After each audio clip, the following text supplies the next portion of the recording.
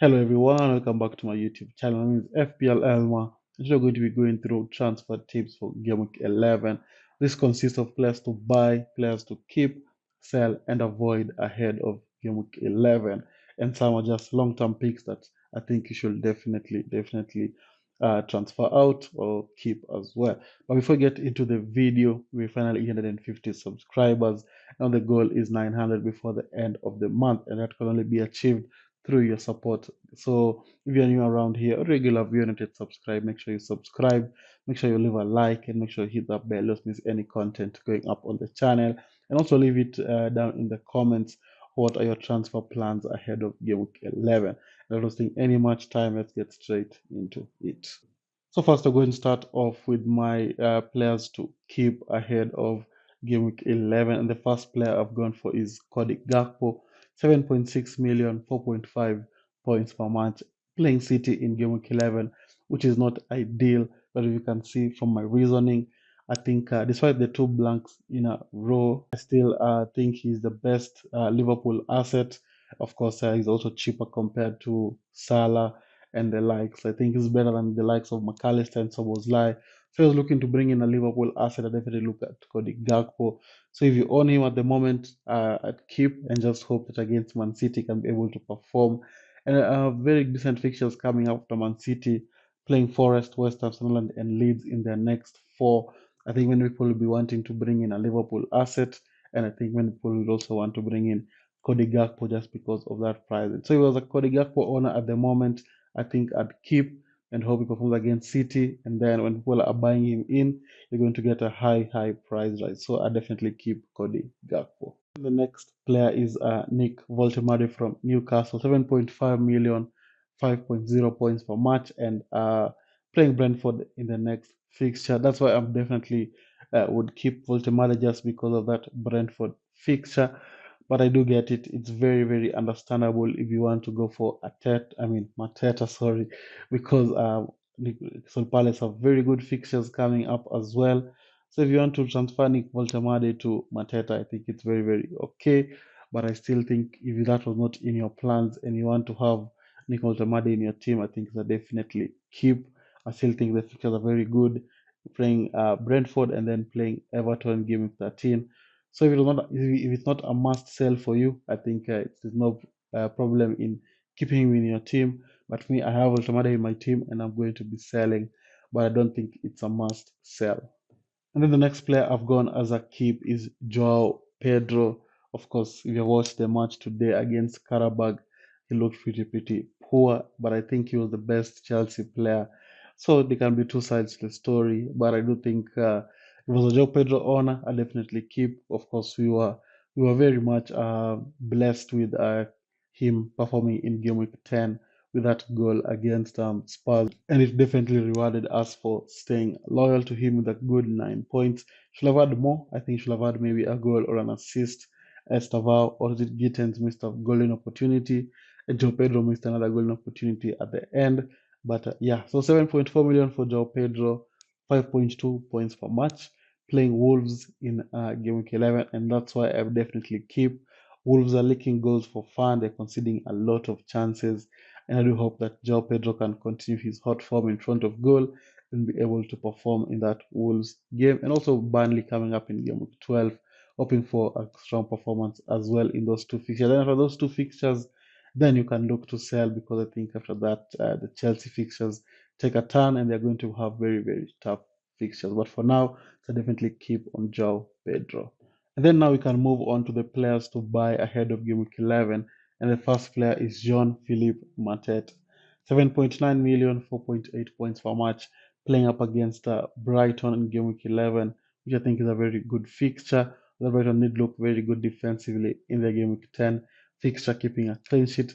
But I still think Mateta is on form, coming back from scoring a goal in game week 10. And also very good run of fixtures coming up. Brighton, Wolves, United, Burnley, and Fulham in his next 5 games. So if you wanted Mateta, I think this is the best time to buy him, and I think he's a very good option to buy as well.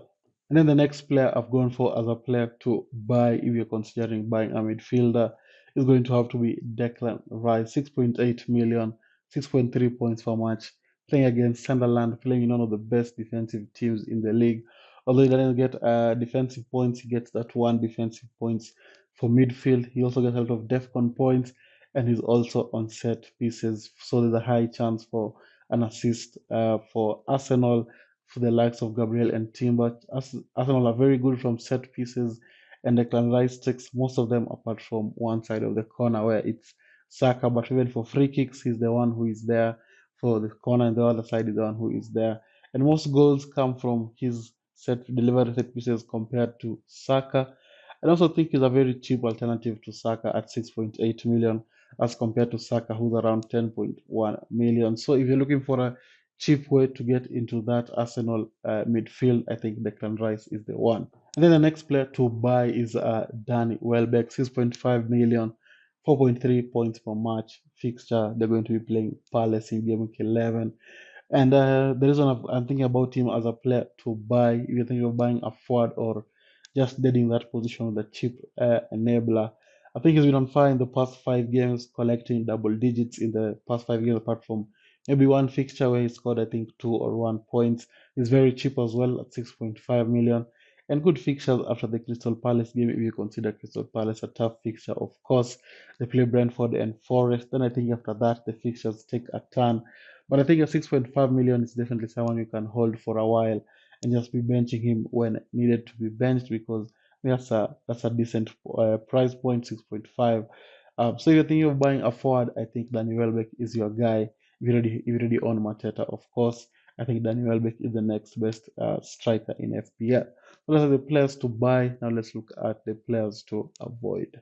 So the players to avoid ahead of game week 11. The first player I've gone for is Ryan Cherky. Had a very good performance in game week 10.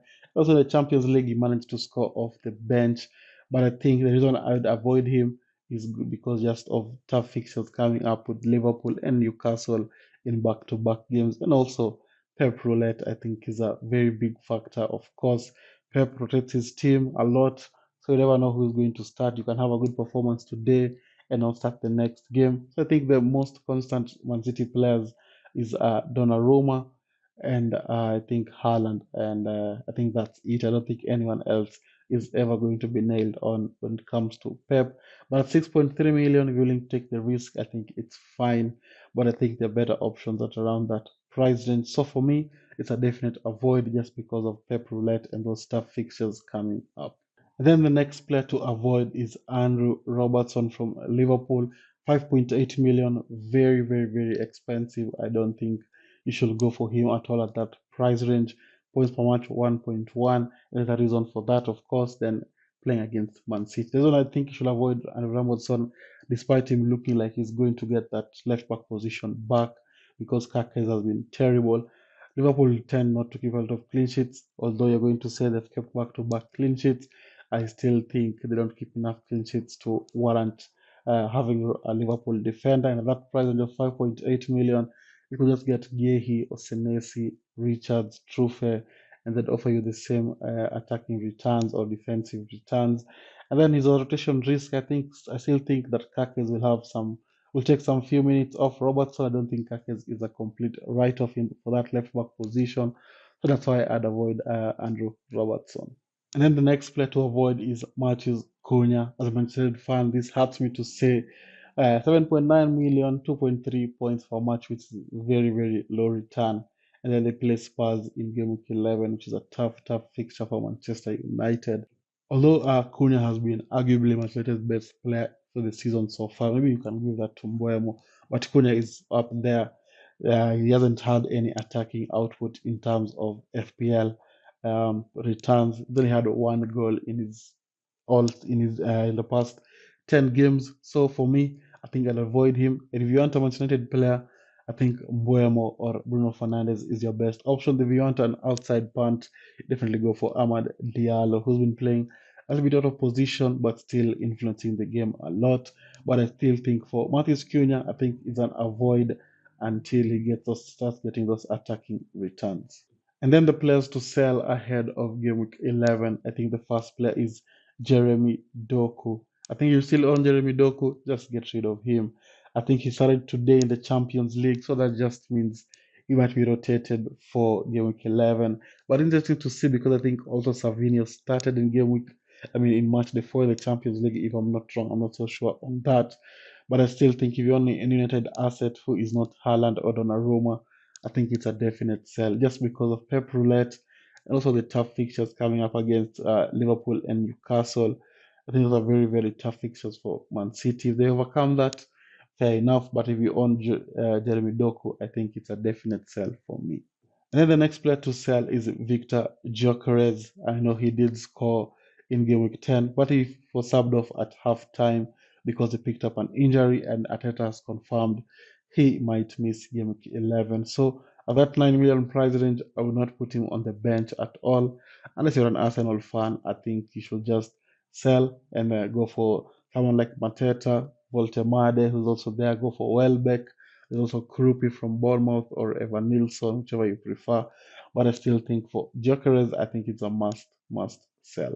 And then the final player for the video who you must sell, or is a definite sell rather, is Kudus, 6.6 million, 4.5 points per match, and playing United in game week 11.